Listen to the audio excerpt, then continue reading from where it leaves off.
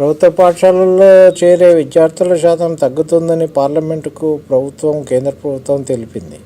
ప్రభుత్వ డేటా ప్రకారం 2021-22 విద్యా సంవత్సరంతో పోలిస్తే 2023-24లో ప్రాథమిక స్థాయిలో చేరే విద్యార్థుల శాతం దాదాపు 8% తగ్గింది.